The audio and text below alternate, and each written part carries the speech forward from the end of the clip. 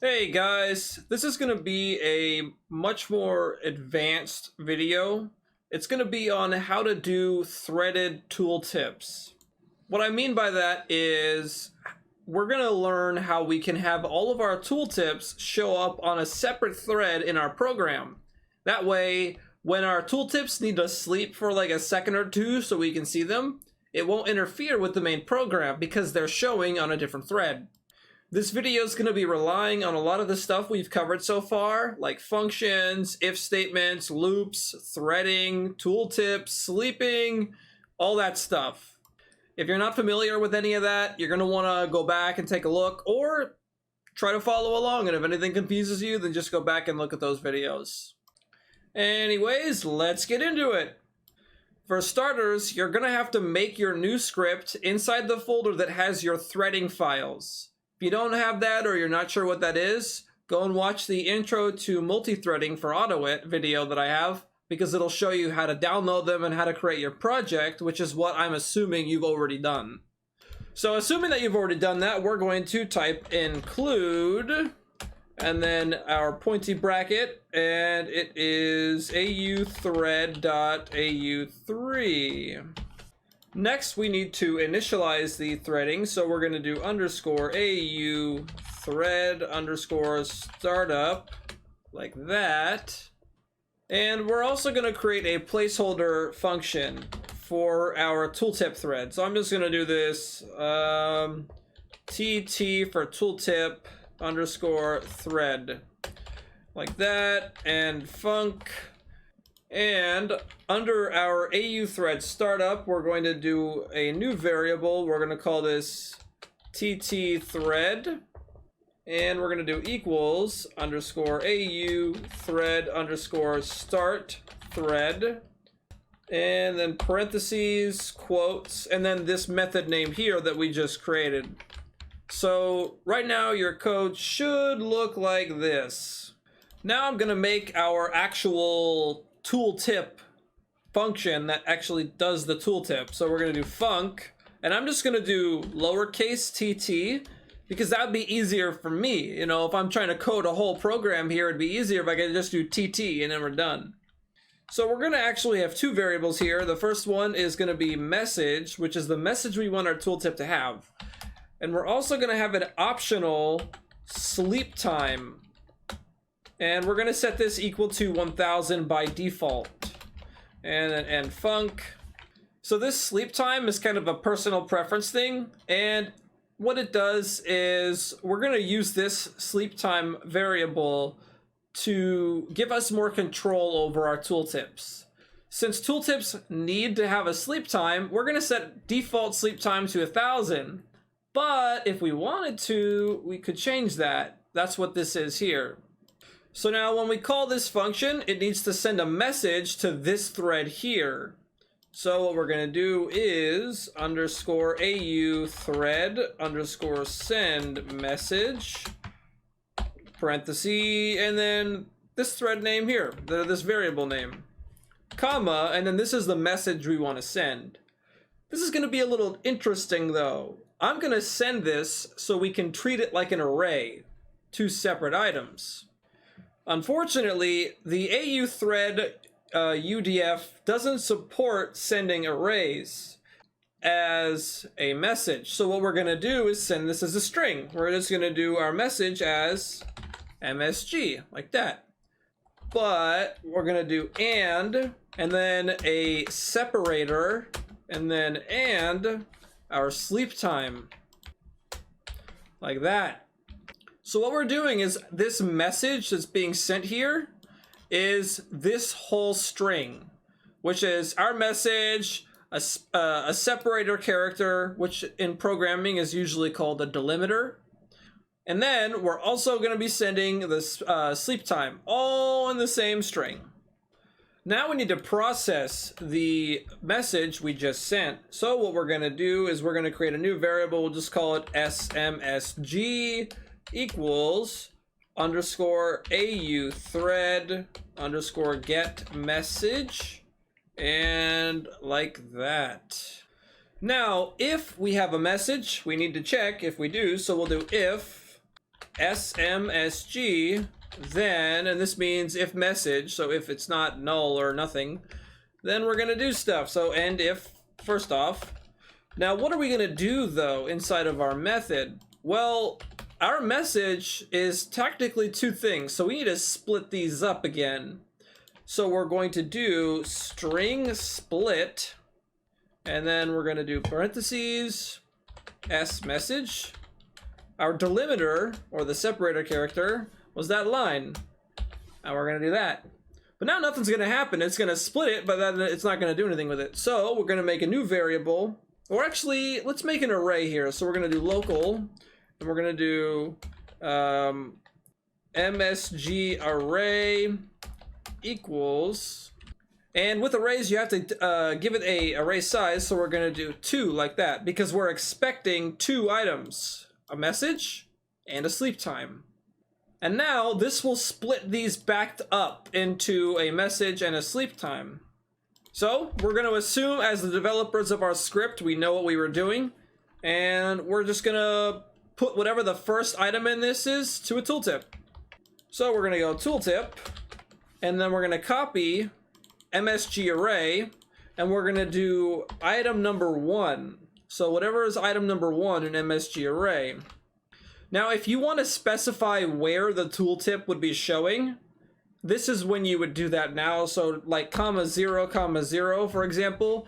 For my programs, that's where I like to put my tooltips, because it's up in the top left corner, it's non-intrusive, and you can just, whenever you want, you can just glance up top left to see what your program is doing. So I'm going to leave mine there, but you don't have to.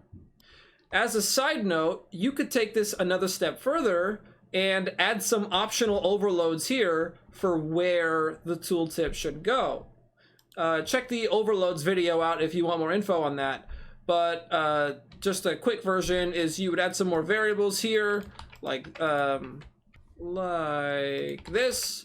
You'd add a couple of them, so one for each coordinate, and then you'd have to add these delimiters here as well. So you'd have to do and then stuff like that. But I'll let you guys figure that out if you're interested. It's not a bad idea, to be honest.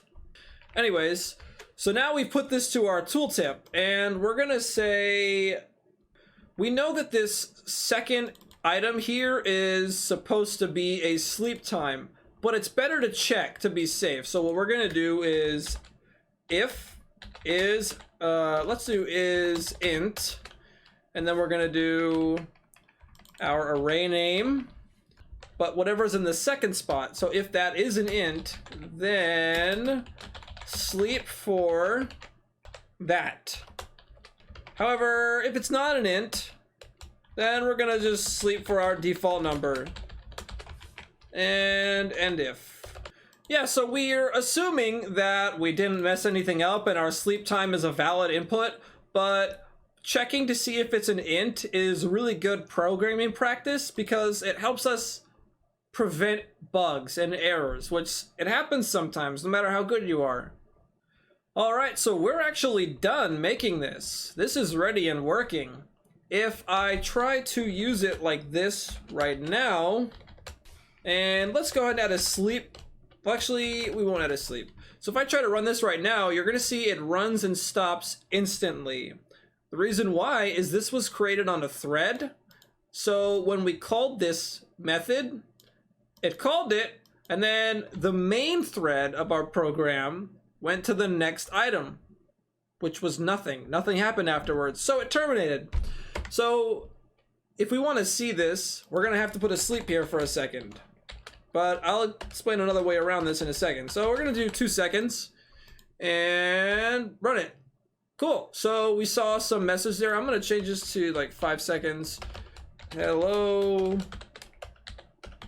world, and then it's just some keyboard nonsense, and run it. And we can see here that it ran on the thread. Let's try and use this sleep time as well. So if we wanted to, we could specify a new time. I'm going to say 5 seconds. And now it should run as long as our program does. And it looked like it didn't.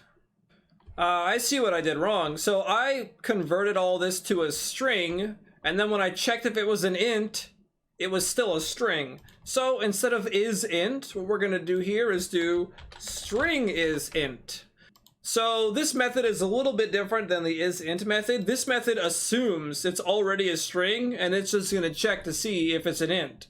Now, if we try it, you will see that it is lasting. It's staying for the full 5 seconds. And if I get rid of this, it should only stay for 1 second. And there it goes. Perfect, so this works, but this isn't gonna work long term. What I mean by that is, this method is only gonna work for a second and then it's gonna stop. I've added these 2 lines of code to demonstrate my point. What happens is when we create this thread, it runs the method really quick and then it stops. Since we used our tooltip here, it sent the message successfully, but then our function stopped working. Our thread stopped. It was done executing. There was nothing left. As you'll see right now, I press F5, we got hello world, waiting 5 seconds, and it didn't do our next tooltip. Nothing's happened yet. It still hasn't done it, and the program exited because our thread ended. So what we gotta do, like I've covered in the multi-threading video, is we've gotta turn our thread into an infinite loop, and it'll always be waiting, listening for more messages. However, whenever it comes to loops, we need to make sure that we can terminate the program successfully with hotkeys. So we're gonna do that right now before we add the loop. Below this include statement, I'm going to press enter a couple times and I'm going to paste in the code for hotkeys. We need to create a global variable called paused, which will control whether or not our script is paused. And we're going to have 2 hotkeys, a pause script hotkey and a terminate script hotkey. In addition to this, we're going to need to create the methods toggle pause and terminate. So scroll down to the bottom of your script, press enter a few times, and then go ahead and copy this stuff. I use this in all my videos that really require loops, so you hopefully have it on hand by now. But if you don't, just take a sec to copy this. You don't have to have this as the tooltip message. You can put anything you want. It's just kind of to let you know that nothing's happening. Alright, so now we have added pausing and terminating to our script. We have to make this thread an infinite loop, and then we're done. It's really easy, just select all of it, press Ctrl X, and type while true, and then do when, and then inside the loop, press paste, and make sure it's indented properly, and you're done. One thing I want to add before we test this is I want to clear our tooltip, because I don't want it to remain. So we're going to go tooltip, just like that. I have to do this because our program is running in an infinite loop. Our thread is. So once this tooltip, where is it? Once this tooltip is finished executing, it'll just stay on screen because we never told it to go away. One more thing I'm going to add is just so we don't fry our processor for those of us who don't have a godly PC, I'm going to add a sleep here of, let's say 500 milliseconds. It's up to you how long to set that. This won't interfere with your program. That's why we're doing this threading. This sleep is basically how long to wait between each iteration of this loop. It's just to reduce the burden on your PC. If you set it to 1 second, it's even better. But it means you could have up to a 1 second delay on your tooltips, which might not mean anything. Or depending on the nature of your program, it might mean everything. So I'm gonna do half a second, and that's just my choice. You do what you think works best for you. Anyways, I'm gonna go ahead and run the script now. If everything goes well, we should see 2 tooltips. This one with keyboard vomit, and then later testing 1, 2, 3. So I'm gonna run it, and we have keyboard vomit. It lasted for a second, and testing 1, 2, 3. Perfect. Everything works as it's supposed to. And that's the video, guys.